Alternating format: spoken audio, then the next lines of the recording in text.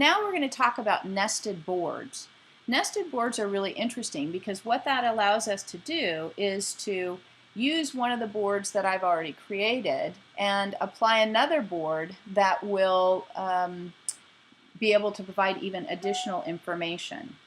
So nested boards, there's two different options, very similar to when we created the new board. A blank board, and you can import a board. So let's jump back to that for just a second. And the nested boards are the only object that I didn't give you a sample of, so it's right down here in the lower right corner of the drawer. And so I'm going to do this, and I'm going to say I want to incorporate a new blank board. So as I do this, I can add something like ficus background or something like that. And so now I'm going to move this up here next to my ficus tree. And so what I can do is I can double tap on that board, and what's going to happen is it brings up a whole new board. So now I could pull off the internet if I wanted to, a bunch of different ficus trees. I could pull off the internet different kinds of information associated with the ficus tree. I can include more notes here that might tell me the best time to cut them back or something like that. I'm going to go ahead and just put the word test in here, and then I am going to add one more picture.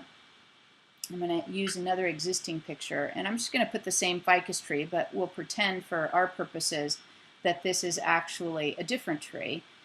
And then I'm going to come up here to the upper left corner. You'll see the word back. I'm going to go back. Now I'm back at my original cork board, and I've got my morning glory on the left-hand side. I've got my ficus tree on the right-hand side, and if I want more information about ficus trees, I would just simply tap on the second cork board there, and it's going to open it up, and it's going to bring up all that individual information. So how could you use this? I'm showing you again an example of gardening. I mentioned vacations. You could use this for doctors as well. If you have a number of doctors, which most of us do, you could have a picture of the doctor with the contact information. Let me go ahead and just give you a quick little example. So I'm going to say use an existing picture. I'm not a doctor, but I'll just put my picture here for the heck of it, just as an example. And I would add my contact information. So I'm going to say existing contact, and we'll say Michelle. Okay, so I've now added that existing contact information, and I can put the type of doctor I happen to be or whatever that I'm using. And now when I come over here, I can see I can see this particular doctor. If I zoom out in Corkulous Pro, I can now see all the doctors that I have. I can have a nested board, and by tapping on that nested board, I could have their nurses' names and the dates that I've gone to see the doctors and notes about what we've talked about on those different dates. You can have as many nested cork boards as you want or as is needed. So I hope you can see how beneficial this could be in so many different ways. I actually encourage the students that I work with at Coastline to use Corkulous Pro also in terms of organizing their instructors. I have one student that just started a class that's a large lecture, and she has 360 other students in the class with her. So she could use Corkulous Pro to help her organize the various classes, what her teachers look like, what the teaching assistants look like, what the individual students maybe that she gets together with and studies look like. In her particular case, she does have a problem with names and faces, and so Corkulous Pro would be an excellent way for her to sort of organize that information. And she would have it on her iPad or her iPhone and would be able to access that information whenever she needed to. Let's go back and take a look at the last little section here, and this is sharing boards. So I mentioned earlier that you can store the boards either locally or in iCloud, but you can also share the boards, and there's a number of options here that you have available to you.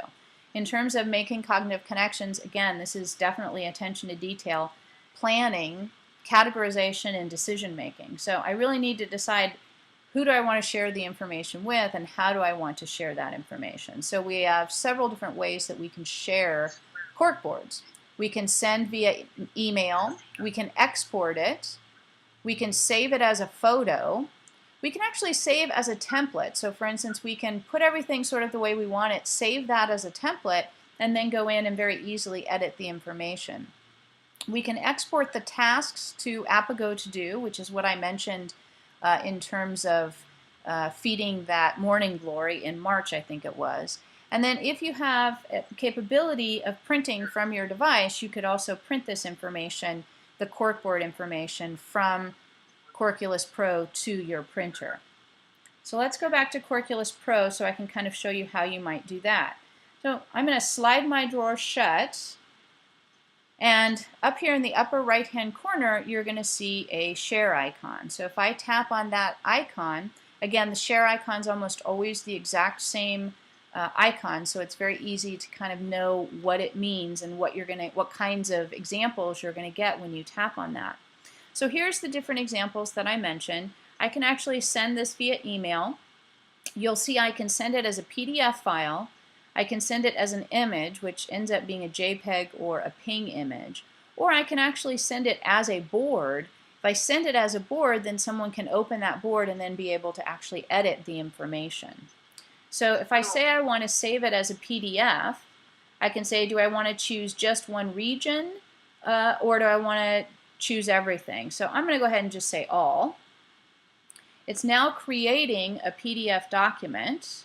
It pops up an email. I can go ahead and email this to myself. There we go.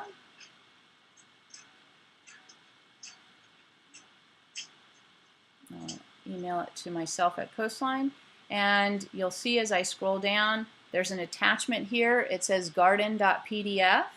So I'm going to go ahead and send that to myself. And that's one way that you can share the information. In just a second, I'll try and go into my Coastline email real quick and show you what that ends up looking like. I can also come back here and I can save it as a photo. Again, it's asking me, do I want to get all of it or just a particular view? So if I choose view, it's going to create the document for me. And so now it's giving me all this. Now I didn't specify anything as I'm going to choose this now. And basically what's going to happen is it saves it as that photo. I'll come back in just a second and I'll show you. So do you see how I now have selected just a part of the photo? So I have all, the view, or I have the selection. So I chose the ficus tree. Now if I want to, I can just save that one section of that corkboard as a photo. Again, doing it as a template, it's very similar. I can also export. Again, exporting allows you to do it as a PDF, an image, or a corkboard. My understanding is if you save it as a corkboard and you export it, and I'll check this and add some references on the website for the webinar, but in one case, if you save it as a board, you cannot open it, another person cannot open it, and in a different situation they can. So I'll clarify that and make sure I incorporate that on the website. Let me just go to my photos now and we'll see what we got. So here is the photo that I chose all. So that is the photo right there. And then if I go to the next photo over, you'll see this was just the selection of the ficus tree. So that's how you can share information. And again, very, very handy. If you're saving it as a PDF or as a JPEG, you can send it to anyone and they should be able to open that file. They won't be able to edit or make changes to it, obviously, but they'll be able to see all the information that you've included.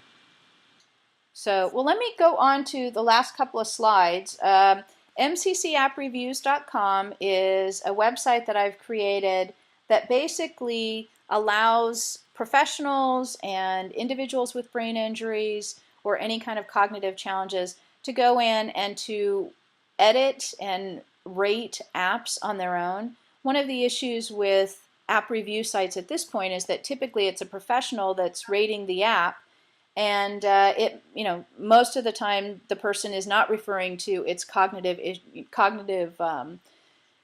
skills and what kinds of things it's working on and how it helps in that particular area. So this review site is really designed for professionals to help us, as well as the user of the apps, really identify, what's good and what's bad about an app. It does ask very specific questions associated with brain injury and cognitive challenges to try and help people figure out, is this going to be an app that's going to help me with the problems that I have?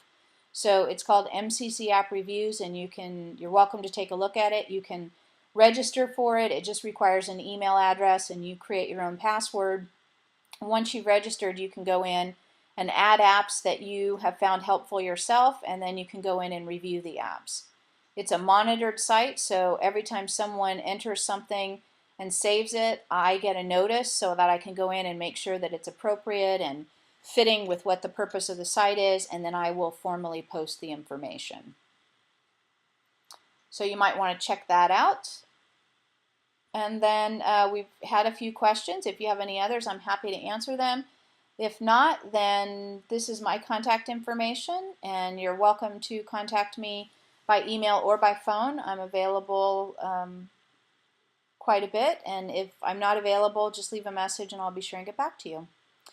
Next month's webinar is going to be on a finance app, and so one of the things that I've been working with a lot lately is the concept of finances, fixed incomes, people who are living on Social Security, etc. And so the finance app will be a real interesting webinar because it talks about how you can budget your money, how the app can help you with that, how the app will help you see how much money you're spending every month, whether or not you're overspending, etc. So that's going to be our webinar for next month. Cool, good. Well, thanks for joining me, everyone. I will sign off now. If you have any questions, I will be available, so please get in contact with me. And thanks very much for participating. I appreciate it.